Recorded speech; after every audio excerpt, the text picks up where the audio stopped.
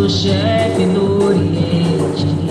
Quando ele chega é pra salvar a sua gente. Salve, Salve, meu irmão de fé! Meu nome é Sérgio Navarro, eu sou o comandante da Fraternidade Umbandista Luz de Aruanda. Estamos aqui mais uma vez para darmos continuidade aos nossos estudos sobre a Escola de Caboclo Mirim. No último vídeo, nós estávamos falando sobre a Escola Iniciática e vamos dar continuidade nesse vídeo aqui agora com essa visão, com essas colocações sobre a Escola Iniciática. Nós vimos no último vídeo que cada grau é uma oportunidade de aprendizado, que os graus são ciclos, e nós vivemos 3 principais ciclos nessa caminhada, nessa escola vibratória, ciclos onde a gente aprende a disciplina física, onde a gente começa a ter contato com a escola de fonte mental, onde a gente tem contato com os ensinamentos trazidos pelos nossos guias, pela vivência da indiferença construtiva.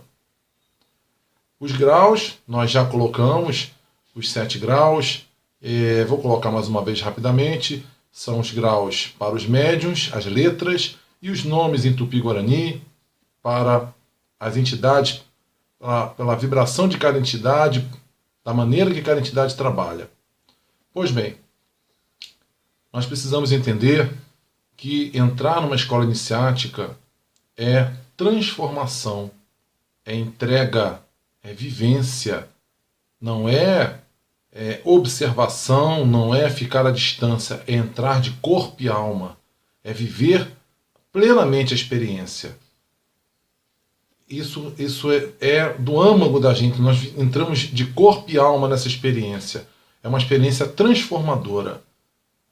É viajar até os nossos infernos, é conhecer as nossas trevas, é trazer isso para fora, trazer isso para a superfície, é o conheça-te a ti mesmo. O grande psicanalista Carl Jung, que estudou muito as mitologias antigas, o conhecimento antigo, e associou com a psicologia, bem colocava que o crescimento se dá pela conciliação dos opostos. O que é a conciliação dos opostos? É você ser íntegro, você ser um. Não pode ter um personagem dentro do terreiro, um personagem fora do terreiro. Não pode ter o Sérgio santo no terreiro e o Sérgio da vida mundana que apronta todas.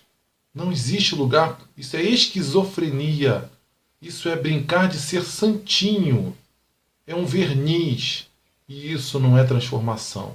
Isso é um verniz social, uma máscara que você coloca para enganar a si mesmo, enganar a alguns, mas nunca engana a todos. Então a transformação é você conhecer os seus limites, conhecer aquilo que está lá dentro, é trazer até o seu lado negro para o seu lado. Vai caminhar contigo, porque não é tão negro assim. A luz e a escuridão são faces de uma mesma moeda. Vamos lá, vamos para os graus. Você entra para a tenda, você entra como iniciando, letra I. Você está no primeiro grau do primeiro ciclo. E ali você vai viver as experiências, vai observar, vai servir, vai cambonar, que é importantíssimo cambonar. Você vai servir, vai aprender como funciona o ritual, a disciplina no terreiro, onde se colocar. Vão te passar as orientações ligadas à disciplina física, da boa higiene, da boa alimentação, e você vai começar a viver a experiência no terreiro, primeiro pela disciplina. Depois você vai chegar à letra B, você vai se tornar um médio de banco, um cabeça de bojá. E no banco você vai viver uma fase de conhecer as suas trevas, vai se submeter a toda a vibração em torno de você, vai se submeter ao espiritual e permitir ser um instrumento do trabalho da casa, vai trazer toda aquela escuridão que está no seu coração para o seu conhecimento, e você vai conhecer aquilo que está dentro de você, vai conhecer o povo que trabalha com você, você vai botar para fora através das dores dos outros no trabalho de banco, você através das dores dos outros, você vai conhecer as suas próprias dores. Através do sofrimento dos espíritos que estão com você no trabalho de banco e que vão se utilizar de você no trabalho, você vai ver que os seus sofrimentos são mínimos, porque a desgraça humana é muito maior do que você pensa. Nós choramos demais. Tem gente muito pior. Desse trabalho de banco, onde você abre o seu coração e faz a caridade emprestando o seu veículo físico para o trabalho de descarrego no terreiro, você vai chegar num dado momento e estar preparado para fazer a conciliação. Você vai ter adquirido a disciplina física e vai ter adquirido o sentimento de empatia, de amor ao próximo, de caridade, de vontade de ajudar o próximo, que é um grande trabalho de caridade, o trabalho de banco. E aí sim você vai equilibrar a disciplina adquirida como um iniciante com o trabalho de banco, e aí você vai começar a trabalhar em pé com seus guias, emitindo, equilibrando essas duas fases e dando passe, permitindo que os seus guias utilizem de você positivamente, porque você já encontrou um equilíbrio necessário. E é por isso que eu falei que eu, por exemplo, fiquei 10 anos sentado no banco. Só sai do banco quando você já tem condições de cuidar da própria vida. Por isso não há de se ter pressa no trabalho de banco, você está cuidando de você. Você está encontrando o seu equilíbrio, está afirmando as suas raízes nessa fase, para que quando você cresça, você não caia. Tem de ter raízes muito firmes na Umbanda, tem de ter raízes muito firmes para você poder querer atingir alturas maiores. E é no banco que se adquire essas raízes bem firmes no trabalho mediúnico. Tendo atingido um grau de equilíbrio razoável, tendo já conseguido cuidar da própria vida, ter a sua vida pessoal e emocional razoavelmente amansada, acalmada, equilibrada, você já tem alguma condição de dar um passo, de transmitir uma coisa boa para quem chega lá. Você já não vai atrapalhar os seus guias. E quando eu digo você dar um passo, é por isso. Nós somos médiuns, intermediários. Se você não está bem, como é que o seu guia vai conseguir trabalhar bem? Ele precisa de você para chegar no consulente. Ele vai transmitir a luz dele por você. Você é o médium, é o intermediário. Então, quando você está razoavelmente bem, você já consegue não atrapalhar, pelo menos, os guias que vão dar o passe no terreiro. E quando você entende, dando passe, a grandeza do trabalho espiritual, você está próximo de poder adquirir, fazer a sua primeira iniciação.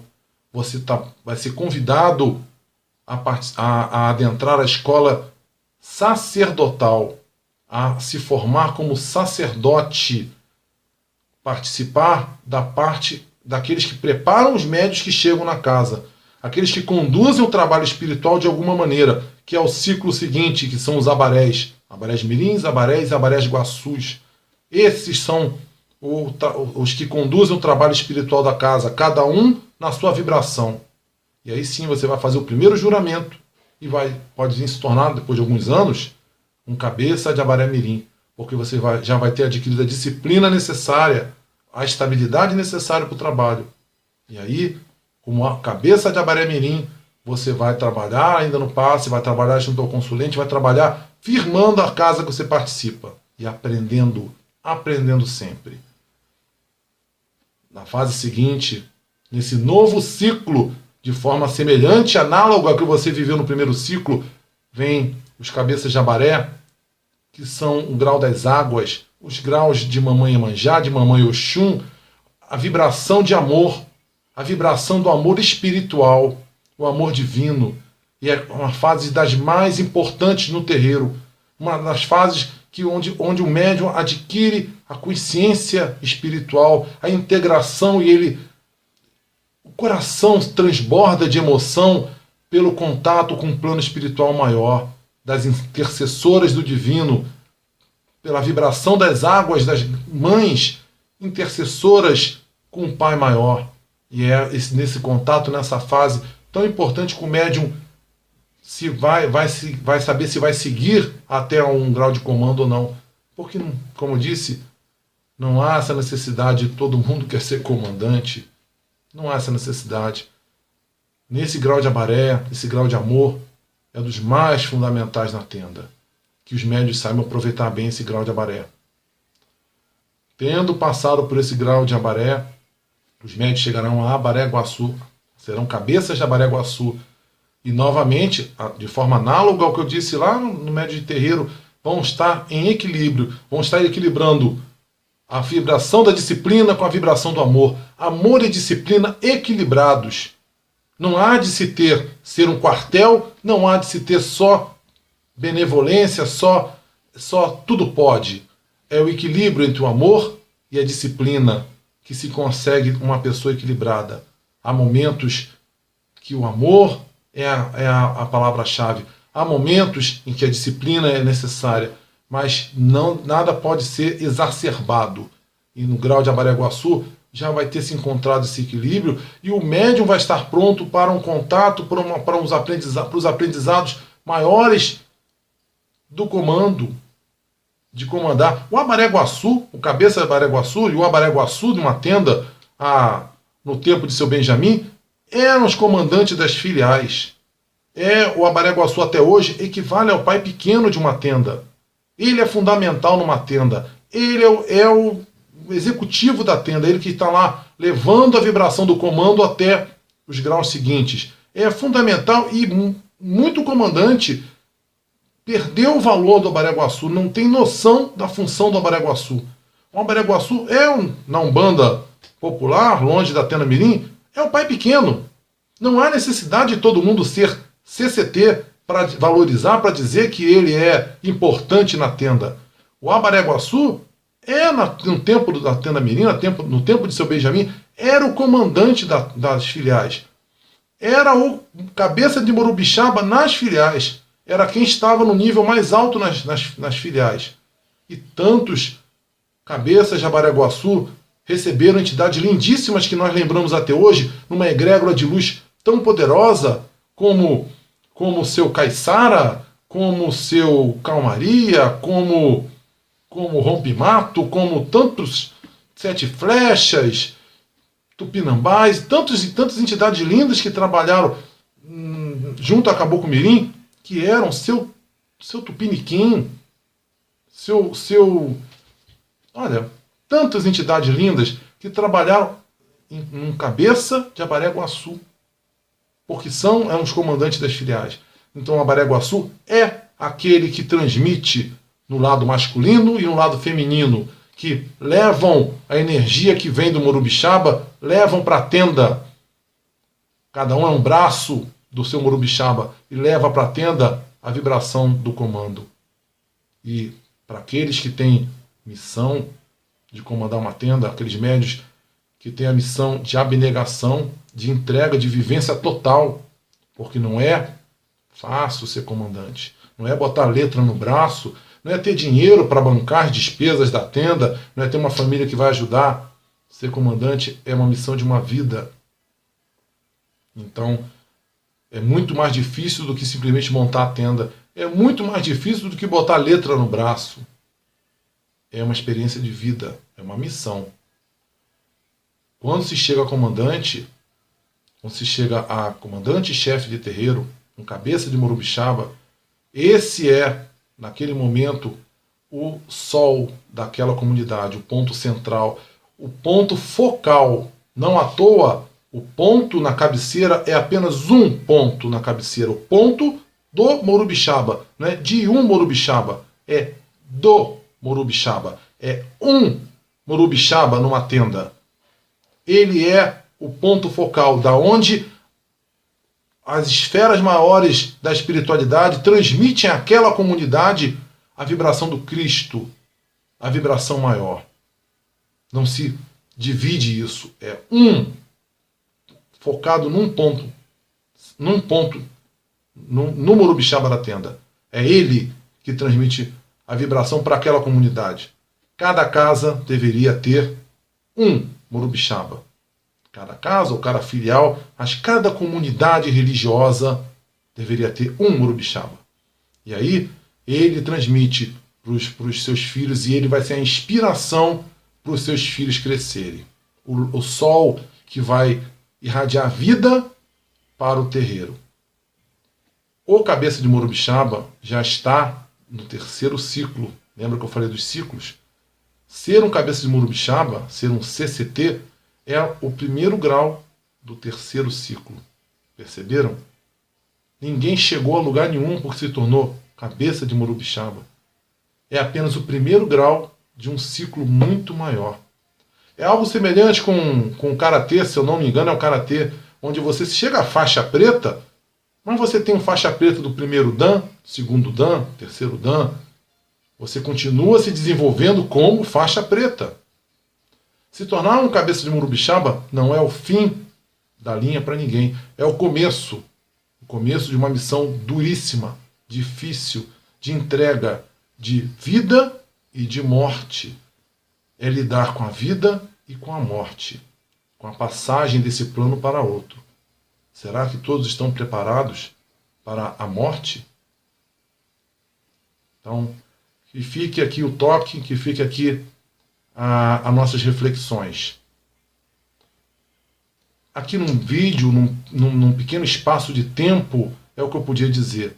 No nosso livro tem um capítulo próprio sobre isso, que eu acho que está muito bacana. Quem tiver mais interesse, lê no livro. Eu não posso me aprofundar muito mais nesse pequeno espaço aqui. Esse é um dos últimos vídeos que eu estou gravando, deve ter mais um ou dois talvez, porque não vou ficar aqui para sempre gravando os vídeos. Tem um tempo, uma missão a ser cumprida. E eu acho que nós já conseguimos abordar bastante da escola de Caboclo Mirim. Depois vai ficar a motivação e vai ficar a determinação de cada filho seguir direito na escola de Mirim. Entender a escola de Mirim e fazer bonito, fazer acontecer. Em sua casa, em cada casa. Eu agradeço de coração a vibração de todos vocês, que juntos pensamos na escola de Caboclo Mirim e pedimos a Caboclo Mirim que abençoe a todos nós, que abençoe a nossa Umbanda, que abençoe a Umbanda, essa religião linda, com esse exemplo de luz, Caboclo Mirim que sempre esteve muito à frente do seu tempo. Que abençoe a Umbanda, a todos os meus irmãos umbandistas. Meu saravá, meus irmãos. Quando ele vem